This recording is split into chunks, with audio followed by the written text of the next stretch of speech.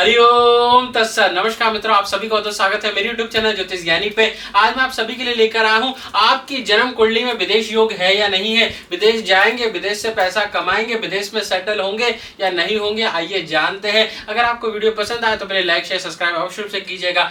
देखिए स्क्रीन पे जो चक्र आ रहा होगा इसे जन्म कुंडली का चक्र कहा जाता है। एग्जाम्पल के लिए मैंने मेष लग्न की कुंडली ली है, आपकी वृषभ लगने की कुंडली हो सकती है, मिथुन लगने की कुंडली हो सकती है, सिंह लगने की कुंडली हो सकती है। यानी कि जहां पर एक नंबर डाला वहां 5 नंबर, 3 नंबर, 2 नंबर, कोई सा भी नंबर हो सकता है। तो एग्जांपल के लिए मेष लगने की कुंडली ली है, जहां पर 12 नंबर डला हुआ है ये विदेश का घर होता है। वहीं पर जहां पर 9 नंबर डला हुआ है ये लॉन्ग ट्रैवलिंग का घर होता है। अगर इन दोनों का दृष्टि संबंध बन रहा है, जैसे कि यहाँ का स्वामी गुरु है और वहां का स्वामी भी गुरु है, अगर 12वें स्थान का स्वामी भाग्य में बैठ जाए यानी कि 9वें स्थान में बैठ जाए तो विदेश योग बनता है। वहीं पर 9वें स्थान का स्वामी अगर जहां पर 4 नंबर डला ये चतुर्थ घर होता है, यहां पर विराजमान हो जाए और अपनी 9वीं दृष्टि से 12वें घर को देखता है तो भी विदेश के योग बनते हैं। और जहां पर 8 नंबर डला हुआ है ये समुद्री यात्राओं का घर होता है। अगर 8वें नंबर का 9वें नंबर से 12वें नंबर से अगर दृष्टि संबंध बन रहा है, साथ में विराजमान है, कहीं भी युति बन रही है तो समुद्री यात्राओं का योग अवश्य रूप से बनता है, यानी कि विदेश यात्रा का योग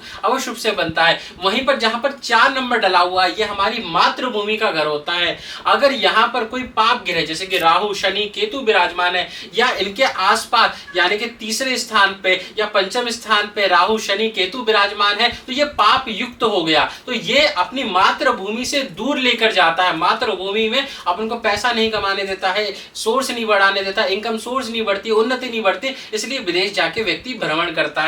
वहीं पर जहां पर 1 नंबर डला है यहां पर राहु शनि केतु विराजमान है या इनके आजू बाजू में 12वें स्थान पे द्वितीय स्थान पे राहु शनि केतु बैठे तो ये भी पाप युक्त हो गया। तो ये भी अपने मान सम्मान को, यहाँ इसका मन नहीं लगेगा, इसको यहाँ पर मान सम्मान नहीं मिलेगा, प्रतिष्ठा नहीं मिलेगी, इसलिए ये व्यक्ति विदेश जाकर उन्नति करेगा, विदेश में ही सेटल होगा। वहीं पर जहां पर 7 नंबर डला है ये पत्नी का घर होता है, पार्टनरशिप का घर होता है। अगर यहाँ का संबंध 9वें भाव से 12वें स्थान से संबंध बन रहा है तो अवश्य रूप से ये व्यक्ति विदेश जाता है, शादी के बाद विदेश जाता है या पार्टनरशिप के तरीके से विदेश जाता है, विदेश में अच्छा खासा पैसा कमाता है। वहीं पर जहां पर 3 नंबर डला है ये छोटी यात्राओं का घर होता है।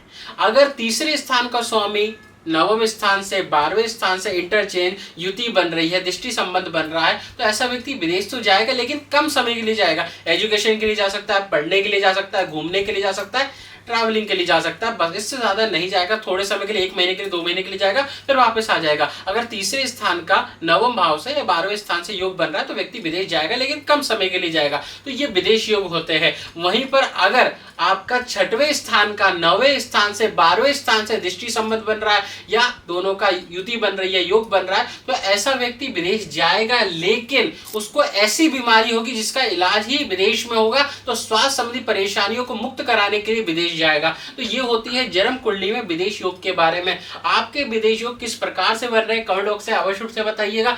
जन्म कुंडली के बारे में और क्या क्या जानना चाहते हैं कमेंट बॉक्स में अवश्य रूप से बताइएगा। तो अगला वीडियो उस टॉपिक पर बनाओ। हर हर महादेव।